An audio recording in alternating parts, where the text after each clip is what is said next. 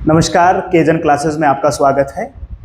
भारत के भूगोल के नए लेक्चर के साथ हम आपके सामने हाजिर हैं। आज हम बात करेंगे इंडिया की कोस्टल बाउंड्री की, उस पर पड़ने वाले स्टेट की और बाकी सब चीज़ें जो एग्जाम की दृष्टि से महत्वपूर्ण हो सकती हैं उनको देखेंगे। तो चलिए बिना समय गुजारे हम लोग काम शुरू करते हैं और शुरुआत होती है भारत की तटीय सीमा से, यानी कोस्ट लाइन ऑफ इंडिया से बात करेंगे। भारत की तटीय सीमा की अगर टोटल लंबाई आप देखेंगे, जिसमें हम द्वीप समूह को भी शामिल करके चल रहे हैं, तो उसकी टोटल लेंथ हो जाएगी 7516.6। ये हम पहले बात कर चुके हैं। अगर आप केवल मेनलैंड इंडिया के बारे में, मुख्य भारत की भूमि के बारे में बात करेंगे, तो उसकी तटीय सीमा की जो लंबाई है वो है 5422.6। चलिए अब हम देखते हैं कि जो भारत की तटीय सीमा है उस पर भारत के 9 स्टेट यानी 9 राज्य लगते हैं और 4 केंद्र शासित प्रदेशों की अवस्थिति जो है वो भारत की तटीय सीमा पर है। अगर मैं इन 9 स्टेट के बारे में बात करूं, 9 राज्यों के बारे में बात करूं, तो इसमें से 5 राज्य हैं जो भारत के अरब सागर, भारत की तट से लगने वाले अरब सागर से लगते हैं। जैसे कि आपको पता है ये भारत है। भारत में इस तरफ जो है वो बे ऑफ बंगाल है और इस तरफ जो है वो अरेबियन सी है। तो अरेबियन सी की साइड में भारत के जो राज्यों की संख्या है उसका नंबर है 5। बे ऑफ बंगाल से जो भारत के राज्यों की सीमा लगती है उनका नंबर है 4। यहां पे कितना नंबर है? 4। चलिए अब देखते हैं कि वो 5 राज्य जो हैं कौन कौन से हैं। उसमें पहला राज्य है गुजरात, दूसरे राज्य का नाम है महाराष्ट्र, तीसरा छोटा राज्य है गोवा, चौथा राज्य है कर्नाटक और 5वें नंबर पर आता है केरल का। इसको जरा हम मैप पे भी देख लेंगे। अभी देख लेते हैं बंगाल की खाड़ी से कौन से 4 राज्यों की सीमा लगती है। तो उसमें पहला है पश्चिम बंगाल, उसके थोड़ा सा दक्षिण में है उड़ीसा, उसके दक्षिण में है आंध्र प्रदेश और सबसे नीचे है तमिलनाडु। तो ये अवस्थिति हो जाती है भारत की तटीय सीमा पर अवस्थित राज्यों की। अगर हम इसको मैप पे देखें तो हम देख सकते हैं कि यहां से भारत की कोस्टल बाउंड्री शुरू होती है इस तरीके से। ये भारत की कोस्टल बाउंड्री है, यहां तक जाएगा। ये तो यहां पे इससे आगे का एरिया, ये यहां तक भारत का एरिया है। अगर आप इसमें देखेंगे अरेबियन सी में, तो भारत के 5 राज्यों की सीमा लगेगी। कौन कौन से 5 राज्य हैं? देखिए, पहला है गुजरात, दूसरे नंबर पर महाराष्ट्र है, तीसरे नंबर पर यहाँ पे एक छोटा सा राज्य है गोवा, चौथे नंबर पर कर्नाटक है और उसके बाद है 5वें नंबर पर केरला।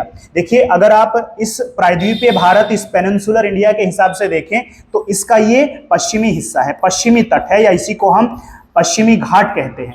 तो पश्चिमी तट से लगने वाले राज्यों की संख्या कितनी है? 5। अगर हम भारत के प्रायद्वीपीय हिस्से के पूर्वी तट के बारे में बात करें तो उस पर सबसे पहले लगता है वेस्ट बंगाल, इसके बाद लगता है ओडिशा, तीसरे नंबर पर लगता है आंध्र प्रदेश और चौथे नंबर पर लगता है तमिलनाडु। तो ये पूर्वी तट से लगने वाले भारतीय राज्यों की संख्या कितनी है? 4 है। ऐसे इसको आपको मैप पे याद रखना है, बजाय कि आप इसको वहां पे चीजों को रटने की कोशिश करें। रटने का काम आपके पास बहुत सारा रहेगा, तो आप इसको क्या करिए, जो चीजें आप मैप पे समझ सकते हैं उनको आप मैप पे ही तैयार करिए, ताकि वो लंबे समय तक आप कैरी कर सकें। राज्यों के बाद तटीय सीमा पर लगने वाले केंद्र शासित प्रदेशों की संख्या है 4। एक है अंडमान निकोबार, जिसकी लेंथ जो है वो 1900 किलोमीटर है और इसके चारों तरफ, क्योंकि अंडमान निकोबार एक द्वीप समूह है, तो कोई भी अगर द्वीप रहेगा तो उसके चारों तरफ जो है वो कोस्टल बाउंड्री रहेगी। तो अंडमान निकोबार तटीय सीमा बनाता है। इसी प्रकार लक्षद्वीप बनाता है। पुदुचेरी अभी आपने देखा कि पूर्वी और पश्चिमी दोनों तटों पर है। इसी तरीके से दादरा नागर हवेली दमन द्वीप। तो सबसे ज्यादा कोस्टल बाउंड्री बनाने वाला केंद्र शासित प्रदेश कौन सा है? अंडमान निकोबार। और सबसे कम कोस्टल बाउंड्री बनाने वाला कौन सा है? इसका नाम हो जाएगा दादरा नागर हवेली दमन एंड दीव। और कितनी है लेंथ? 27 किलोमीटर। ये चीजें आपको याद रखनी है। आइए इसके बाद बात करते हैं कर्क रेखा के बारे में। कर्क रेखा को समझने से पहले हम एक थोड़ा सा जानकारी आपको यहां पे दे देते हैं। देखिए, अगर ये पृथ्वी है, पृथ्वी के बिल्कुल बीचों बीच जो लाइन हमने खींची उसको हमने 0 डिग्री नाम दिया और उसी को हमने इक्वेटर कहा, हिंदी में उसी को हमने विषुवत रेखा कहा। इससे उत्तर की तरफ बढ़े और एक लाइन आपको मिली जिसका नाम हो जाता, जिसका अक्षांश जो है वो लैटिट्यूड हो जाता है 23.5 डिग्री नॉर्थ। इसी तरीके से दक्षिण में एक लाइन आएगी जिसका लैटिट्यूड क्या हो जाएगा? 23.5 डिग्री साउथ। ये जो 23.5 डिग्री नॉर्थ है, इसी को नाम दिया गया ट्रॉपिक ऑफ कैंसर, या इसी को हिंदी में कहा गया कर्क रेखा। अब देखिए इसका अक्षांश देखिए आप, इसका अक्षांश कितना है 23.5 डिग्री नॉर्थ। और आपको पता होगा कि जो भारत है, भारत का विस्तार कहां से शुरू होता है, आपको पता है भारत में मेनलैंड इंडिया का जो शुरुआत होती है वो होती है 8 डिग्री 4 मिनट नॉर्थ लैटिट्यूड से, और कहां तक समाप्ति होती है, इसकी समाप्ति होती है 37 डिग्री 6 मिनट नॉर्थ लैटिट्यूड पर। यानी ये कर्क रेखा कहीं ना कहीं भारत के बिल्कुल बीचों बीच से गुजर रही होगी। तो जब हम इंडियन ज्योग्राफी पढ़ते हैं तब हमारे लिए कर्क रेखा और कर्क रेखा किन किन स्टेट से गुजरती है इसको पढ़ना जरूरी हो जाता है। तो अब हम जानते हैं कि जो कर्क रेखा है जिसका अक्षांश है 23.5 डिग्री नॉर्थ, ये भारत के कितने राज्यों से गुजरती है और कितने राज्यों के अलावा उन राज्यों के नाम क्या हैं। और यह भी देखना रहेगा हमें, आयोग अब तो इस इंटेंसिटी तक सवाल पूछता है कि यह भी देखना है कि जो भारतीय राज्य जिनसे कर्क रेखा गुजर रही है कहीं उनकी कैपिटल उसके आसपास तो नहीं है। आयोग ने तो यहां तक सवाल दिया है कि कई बार स्टेट का नाम देता है और आपसे पूछता है कि बताइए निम्नलिखित में से कौन सा राज्य जो है वो कर्क रेखा के उत्तर में है, कर्क रेखा के दक्षिण में है। इस तरीके के सवाल भी बनाए हैं। जब हम प्रीवियस ईयर क्वेश्चंस पेपर को यहां पे सॉल्व करेंगे तो तब हम उस तरीके के सवालों को देख रहे होंगे, तो आप उस चीज को तब तक के लिए ध्यान रखिए। कर्क रेखा लगभग भारत के बीचों बीच से होकर गुजरती है और कितने राज्यों से होकर गुजरती है, मोस्ट इंपोर्टेंट बहुत बार तो यही सवाल है कि कितने नंबर क्या है राज्यों का जितनों से होकर के कर्क रेखा गुजरती है, तो वो संख्या है 8 स्टेट से होकर गुजरती है। देखिए कौन कौन से हैं, मैंने यहां पे एक ट्रिक लिखी है, आप इस तरीके से उसको याद कर सकते हैं। ट्रिक का नाम है गरम चीज बदतमीज। च को आप छ से रिप्लेस कर देंगे और ज को झ से रिप्लेस कर देंगे ताकि हमारी ट्रिक जो है वो सही काम करे। देखिए ग फॉर गुजरात हो जाएगा, र फॉर राजस्थान हो जाएगा, म फॉर मध्य प्रदेश हो जाएगा। ये ट्रिक आपको इस तरीके से भी काम देगी कि इनका क्रम है, अगर वो पूरब से पश्चिम या पश्चिम से पूरब पूछ ले आपसे तब भी आप बताने की स्थिति में रहे। तो ग से गुजरात, र से बताया राजस्थान, म से हो जाएगा मध्य प्रदेश, च को हमने छ से बदल दिया और नाम हो गया छत्तीसगढ़, ज को हमने झ से बदल दिया, नाम हो जाता है झारखंड, ब पश्चिम बंगाल हो जाएगा, त से त्रिपुरा हो जाएगा और मिज से हो जाएगा मिजोरम। तो इस तरीके से हम गुजरात से लेकर शुरू करेंगे और मिजोरम तक 8 स्टेट को याद करेंगे। आयोग आपको सवाल में दे सकता है 4 कहीं भी रैंडमली कोई भी 4 स्टेट को उठाएगा और कहेगा इनको पूरब से पश्चिम के क्रम में सजाइए जिनसे कर्क रेखा होकर के गुजरती है। ये जानकारी आपको अपने मैप पे देखनी है कि पूरब से पश्चिम, पश्चिम से पूरब अगर आपसे पूछ रहे तो आप कंफ्यूज ना हो।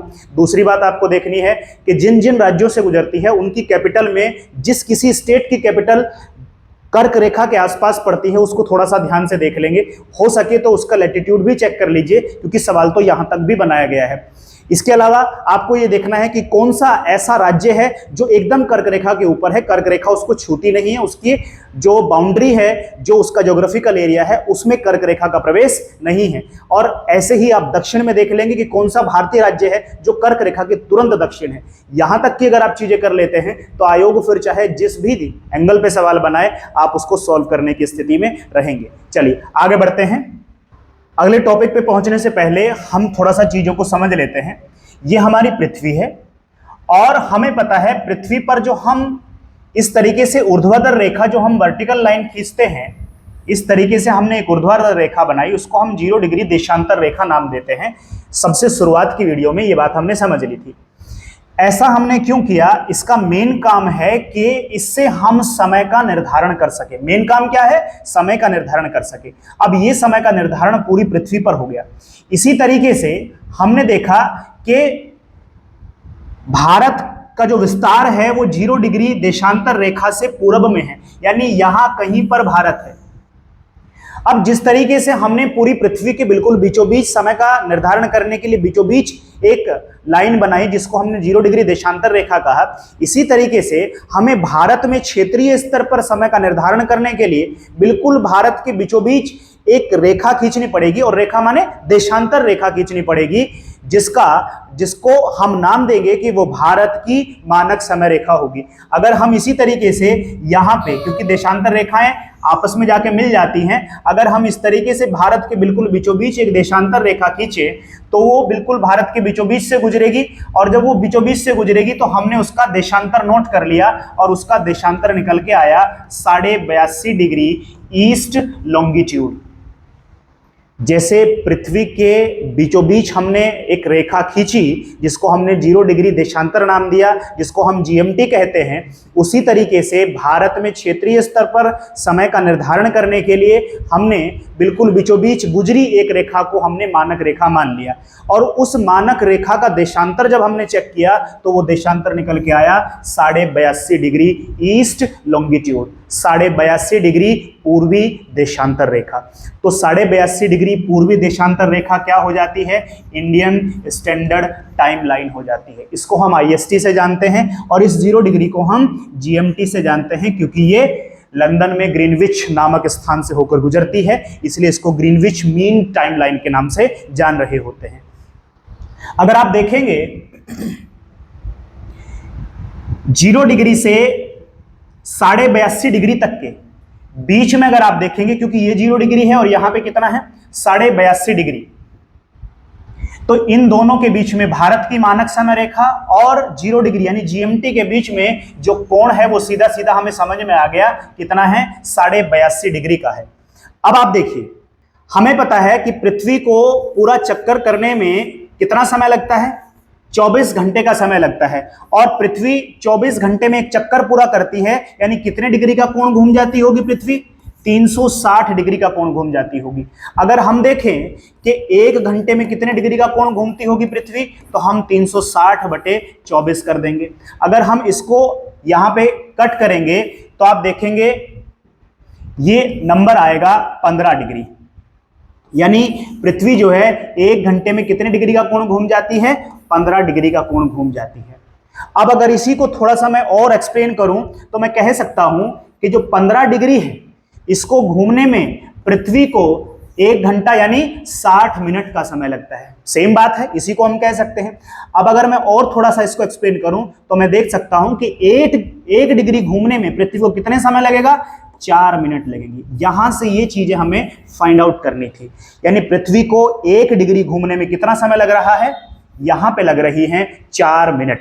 और पृथ्वी को घूमना कितना है? अभी हमने देखा था कि 0 डिग्री से भारत की मानक समय रेखा तक पहुंचने में पृथ्वी को घूमना पड़ेगा 82.5 डिग्री का कोण। तो देखिए 1 डिग्री घूमने में इतना, तो 82.5 में कितना लगेगा? तो पहले क्या कर लेते हैं, 82 डिग्री का निकाल लेते हैं, आधे डिग्री का अलग से निकाल लेंगे, इंटू 4 करेंगे तो आप देखेंगे कि ये नंबर आ जाएगा 328 मिनट का। और आपको पता है अगर 1 डिग्री घूमने में 4 मिनट लग रहे हैं तो बताइए आधा डिग्री घूमने में कितने मिनट लगेंगे? 2 मिनट। उसको हम यहां पे ऐड कर लेंगे तो टोटल समय कितना लगेगा पृथ्वी को यहां से वहां में कितना लगेगा? 330 मिनट। अगर मैं इन 330 मिनट को घंटे में कन्वर्ट करना चाहूं तो मुझे क्या करना पड़ेगा? 60 से उसको डिवाइड करना पड़ेगा और आप देखेंगे कि ये कितना हो जाएगा? 5.5 घंटे। तो इसलिए जब कभी आप समय मिलाते हैं तो आपके फोन में या आपकी किसी भी डिवाइस में जिस पे आप समय मैच कराना चाहते हैं इंटरनेशनली, तो आपकी डिवाइस में पहले से ही 5.5 प्लस होके रखता है। क्यों? क्योंकि भारत का समय जो है वो जीएमटी से कितने घंटे आगे है? 5.5 घंटे आगे है। तो अगर आपको जीएमटी के समय के साथ भारत के समय को मिलाना है तो आपको पहले 5.5 घंटे अपने समय में से माइनस करने पड़ेंगे और तब जाके आप 0 डिग्री पर जो समय है उस समय पर पहुंच पाएंगे। यहां से बहुत बार सवाल पूछता है, कितनी बार सवाल पूछेगा, पर मेन चीज क्या लगेगी? मेन फॉर्मूला लगेगा ये। 1 डिग्री घूमने में पृथ्वी को 4 मिनट का समय लगता है। फिर आपसे चाहे वो इस जीएमटी के इस तरफ पूछे या फिर जीएमटी के इस तरफ पूछे, आप उसको फाइंड आउट कर लेंगे। आइए हम अपने टॉपिक पर लौटते हैं कि भारत की जो मानक समय रेखा है आईएसटी है वो कितने डिग्री पर है? 82.5 डिग्री पूर्वी देशांतर को क्या माना गया है? भारत की मानक समय रेखा है। हमने तो ये भी जान लिया है कि उसका समय 0 डिग्री यानी जीएमटी से कितने घंटे आगे है? 5.5 घंटे। मानक समय रेखा भारत के कितने राज्यों से होकर के गुजरती है? 5 राज्यों से होकर के गुजरती है। जिस तरीके से हमने कर्क रेखा को देखा कि कर्क रेखा भारत के 8 राज्यों से होकर गुजरती है, इसी तरीके से हम देख रहे हैं कि जो भारत की मानक समय रेखा है, इंडियन स्टैंडर्ड टाइमलाइन जो है, वो भारत के 5 स्टेट से होकर गुजरती है। कौन कौन से स्टेट हैं? ये स्टेट के नाम आपसे पूछे जा सकते हैं। पहला स्टेट है उत्तर प्रदेश, यहां में प्रयागराज एक जगह है, मिर्जापुर नैनी, यहां से होकर के वो रेखा गुजरती है। दूसरा है मध्य प्रदेश, तीसरा नंबर आता है छत्तीसगढ़ का, चौथा नंबर आता है उड़ीसा का और पांचवें नंबर पर स्थान है आंध्र प्रदेश का। इसमें कोई और स्टेट आपको देगा तो वो गलत होगा। इन्हीं में से 5 राज्य ये हैं जिनको आपको मार्क करना है। ठीक है, मानक याम्योत्तर रेखा भी इसी रेखा का नाम है। कई बार ये नाम बदल के दे देता है। हिंदी मीडियम में खासतौर से समस्या होती है कि मानक समय रेखा ना दे करके क्या दे दे, मानक याम्योत्तर रेखा। तो मानक याम्योत्तर रेखा और मानक समय रेखा एक ही बात है। जो IST है, इंडियन स्टैंडर्ड टाइमलाइन है, और जो ट्रॉपिक ऑफ कैंसर है यानी कर्क रेखा है।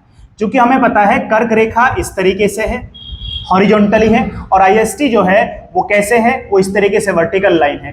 तो ये जिस जगह पर दोनों आपस में एक दूसरे को, जहां पे एक दूसरे को काटती हैं, वो प्लेस है छत्तीसगढ़ में। छत्तीसगढ़ राज्य में एक जिला है जिसका नाम है कोरिया जिला। तो छत्तीसगढ़ के कोरिया जिले में कर्क रेखा और इंडियन स्टैंडर्ड टाइमलाइन यानी भारत की मानक समय रेखा एक दूसरे को आपस में काटती हैं। ये फैक्ट आपको याद रखना है। इसके अलावा दूसरा फैक्ट है कि मध्य प्रदेश, छत्तीसगढ़ ऐसे 2 राज्य हैं जहां से दोनों प्रमुख रेखाएं गुजरती हैं। और कौन सी 2 रेखाएं हैं? एक रेखा का नाम है कर्क रेखा और दूसरी रेखा का नाम है मानक समय रेखा। दोनों रेखाएं इन दोनों स्टेट से गुजरती हैं। इसके बाद एक और एडिशनल इंफॉर्मेशन है कि श्रीलंका की मानक समय रेखा भी वही है जो भारत की समय रेखा है। आई होप आपको ये वीडियो में दी गई जानकारी समझ में आई होंगी और आपके एग्जाम की दृष्टि से ये महत्वपूर्ण रहेंगी। आप इनको अच्छे से कवर करिए। जो चीज़ें आपको मैप में देखने के लिए बताई गई हैं उनको बार बार मैप पे प्रैक्टिस करिए। इससे होगा ये कि आपको चीज़ों को ज़्यादा रटना नहीं पड़ेगा। चीज़ें समझ जाएंगे तो लंबे समय तक उनको रिटेन करना आसान रहता है और एग्जामिनेशन हॉल में चीज़ें याद आ जाती हैं। चलिए मिलते हैं एक नई वीडियो के साथ, तब तक के लिए धन्यवाद।